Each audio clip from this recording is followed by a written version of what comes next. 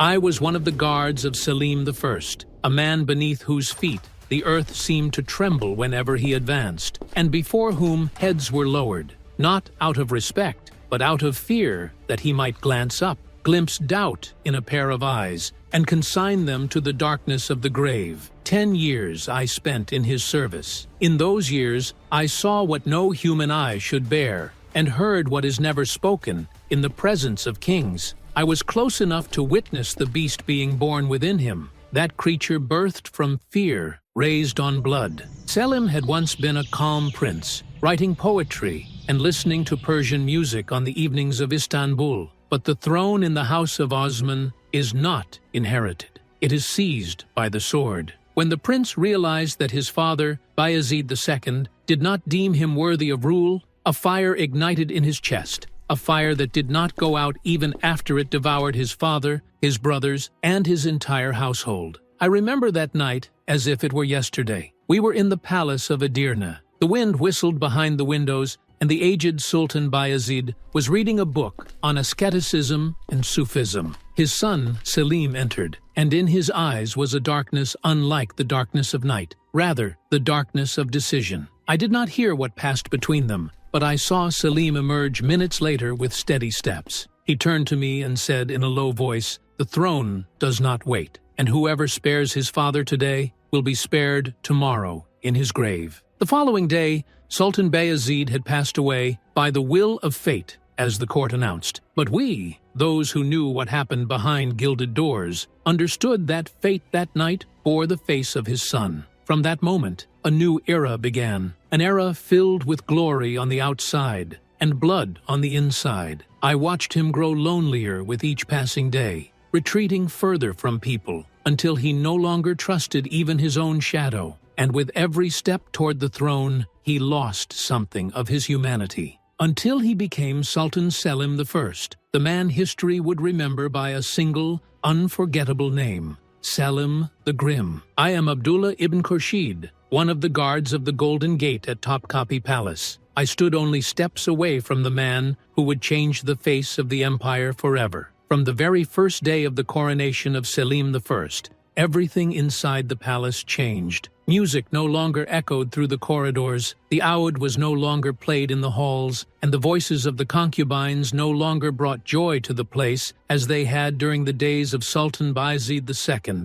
Everything became silent, even the walls. Selim entered the palace like a hurricane. On the morning following his pledge of allegiance, he ordered that his brothers and their sons be gathered in the grand hall. I was standing by the gate when Prince Ahmed, his elder brother, passed before me, his hands bound, his eyes fixed on the ground, not uttering a single word. They all stood before the new sultan. The wind toyed with the banners of the Ottoman Empire hanging behind the throne, and the air was charged with a fear that resembled death itself. Selim raised his head and said in a sharp voice, "In the house of Osman, the throne is not divided, and whoever asks for half of it loses his life." He then gestured with his hand without even turning to look, and the soldiers surged toward them like wolves. Minutes had not passed before the hall was filled with the echo of swords and muffled screams. Blood ran across the marble floor like threads of spilled pomegranate, while I stood frozen, my hand on the hilt of my sword, my mind refusing to accept what my eyes were seeing. When it was over, the Sultan walked to the throne with calm steps, as though he had just risen from a devout prayer, and said to me in a hoarse voice, "O Abdullah, justice in kingship is not achieved through mercy, but through fear." From that night on, the palace became a house of death. Every day, faces disappeared, and the doors of chambers were shut, never to be opened again. Even the concubines whispered that the Sultan could hear the murmurs of the night, that he saw in his dreams the shadows of his brothers demanding blood. In the mornings that followed, the windows were ordered to be opened to disperse the stench of death, but the wind was not enough. Fear was heavier than anything that could be scattered. I often asked myself, as I watched the Sultan pray alone before dawn, does God hear a man whose hands are stained with all this blood? Yet he would prolong his prostration, as if bargaining with his Lord for a forgiveness befitting a king who knows no repentance. In those days, the throne turned into a prison of gold. The Sultan sat at its peak, alone, surrounded by silence, trusting no one. Anyone who drew close to him would soon depart as a silent corpse, and yet no one dared to look into his eyes, for whoever did saw their fate reflected there before it arrived. Selim did not sleep. Every night before dawn, I would see him sitting in his dark council chamber, facing a vast map stretching from Anatolia to the borders of Persia. His eyes never left the east, as if something in those lands were calling to him. One night, he asked me in a low voice, as though speaking to himself, "Abdullah, have you ever seen a fire that consumes itself?" I did not understand. He looked at me and then said, "That is what we and the Safavids are. Two fires in one house. One of us must devour the other." The next day, orders were issued to prepare for war. Horses were released from the stables, swords were sharpened, and banners were sewn anew with threads of blood and creed. Selim saw Ismail I not merely as an enemy of the throne,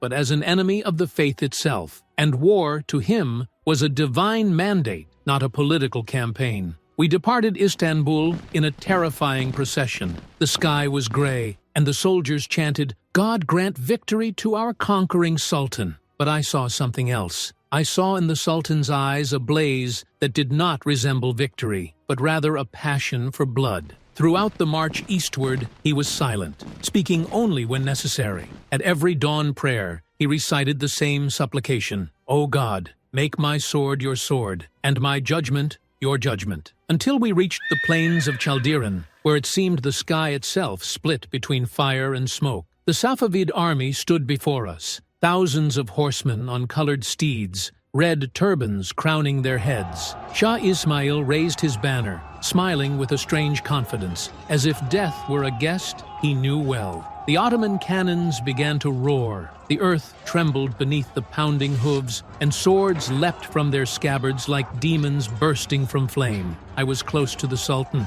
I saw him fight with his own hands, striking as one avenging a century of blood. He feared nothing. Even bullets seemed to veer away from him in reverence. When the battle ended, nothing remained of the Safavid army but ash, of men and horses alike. The wind carried the scent of iron and cinders. Selim stood atop a hill, lifted his head to the sky, and said in a hoarse voice, "The East is ours, but at what cost?" That night, he did not celebrate the victory. He sat alone in his tent, no food, no drink, only his sword before him, staring at it as one speaks to a soul within. I heard him whisper in the darkness, "Since when have I come to love blood more than prayer?" But I did not answer, for I had known from the very first day that a sultan who kills his brothers never becomes human again. He turns instead into a shadow of the throne itself, living within it, never leaving it. I was with him when he entered Sham. This conquest was unlike any other. It was more like a procession of fate, walking on the feet of men. People poured into the streets, cheering, and scholars lined up, praying for his victory. But I saw something else in his eyes, the same gleam I had seen at Chaldiran, the gleam of a man who is satisfied only by devouring the world. In Damascus, the scholars received him, and he sat among them in heavy silence. One of the judges recited to him a hadith of the Prophet, peace be upon him, about mercy. Selim smiled, a cold smile, and said, "Mercy is granted, but it cannot be seized. And today, I am the one who grants it." His words were not blasphemy, but the delusion of a sultan who thought himself a gate of destiny. Then he moved toward Egypt, the last jewel of the Mamluks. Cairo at that time was the heart of the world. Yet, when Selim's army entered, breaths ceased, and the markets fell silent, as if time itself had knelt. I remember that day well. I rode behind him as he raised his head toward the minarets and said, "Here ended Saladin, and here I begin." It was as if he wanted to overshadow even the memory of the heroes. He saw himself as their continuation, but he did not realize that he had turned against them. He entered Sultan Tuman Bey's palace after his fall, and the heads hanging on the gates of Cairo swung in a terrifying silence, clapped by the wind as if mocking all kings who believed glory would last. That night, the Ottoman Caliphate was proclaimed, and the keys of the holy sanctuaries were brought before him. Selim wept in front of the people, but I saw that his tears were unlike those of the devout. They were the tears of a victor who had tasted everything and found no solace. I could see the contradictions in him. He spoke of God and ordered killing. He invoked justice, yet drowned in bloodshed. Even his son, Prince Suleiman, looked at him with fear, not love, as if the throne had become a curse passed down through blood, not dreams. On the night he received the banner of the caliphate, I approached him and asked, "My lord, do you feel you now rule the world?" He answered in a low voice, as if coming from a distant well, "I possess everything, Abdullah, except my heart." I knew then that his heart was no longer his own, but belonged to the throne, that entity which devours whoever sits upon it, until that person becomes the flesh and bone moved by the crown. Thus began a great sultan, who for the first time felt that the throne was larger than man, and that every step toward glory took him further from a part of his soul, a part that could never be regained. That night, there was no sound in the palace except the moan of the wind. Winter had crept into the corridors of Topkapi Palace, and snow tapped on the windows as if carrying a message from God. But Sultan Selim heard only the echo of doubt in his mind. I stood behind the curtain, watching him sit before a map of the world, a candle flickering beneath it, as though afraid to extinguish in his hands. He stared at the map for a long time, then spoke in a deep, earth-shaking voice. "They all want the throne. Even my own blood wants me to fall." I knew whom he meant, his son, Prince Suleiman, that boy who had inherited his intelligence and calm, but also the curse of ambition. News had reached the Sultan that his son was speaking with some state officials, discussing reforms and the shape of the future rule after the illness of his father. But when doubt enters the heart of a sultan, he no longer hears reasoning. He hears betrayal in every word and treachery in every smile. The next day, he ordered that the prince be watched. I was among those assigned to the task. I saw him sitting in the palace garden, reading a letter written in his father's old hand from when he was heir apparent. Suleiman smiled as he read, unaware that his father was watching from behind the curtain, reading the smile as if it were a plot. In that moment, Selim I was no longer a sultan. He became a man hunted by his own fear. He saw a dagger in every face, a delayed stab in every shadow. On the night of the decision, no one in the palace slept. He summoned me and spoke in a tired voice unlike his own. "Abdullah, you have seen what you have seen. Is it fitting that the throne be wrested while I am alive?"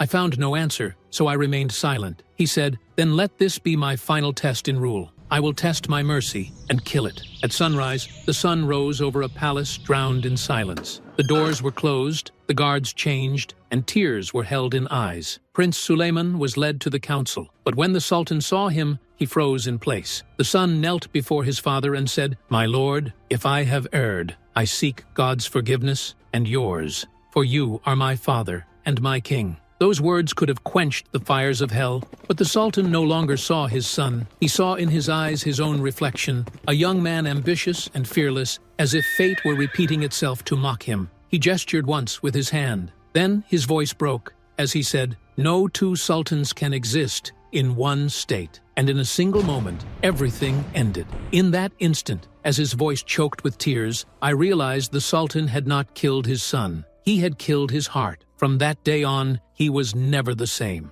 He walked through the palace as if carrying his own coffin. His prayers became whispers, his speech silence. Even the throne he had dreamed of all his life became a seat of fire, extinguished only by death. In the spring of 1520, the Sultan sat alone on his balcony overlooking the Bosphorus and spoke to me for the last time. "Abdullah, tell them I conquered the lands, but I lost myself." Then he closed his eyes, as if the sky had removed his crown with a hand of mercy, after the curse of power had consumed all that he loved. Sultan Selim I passed away after conquering half of the East, yet history remembered him less for his victories than for his final act. People did not recount the stories of his triumphs in Sham and Egypt. Instead, his name was whispered alongside the blood of his son, spilled by his own hand. He believed that the throne could only be secured through fear, and that kingship could only be preserved if all voices around him were silenced.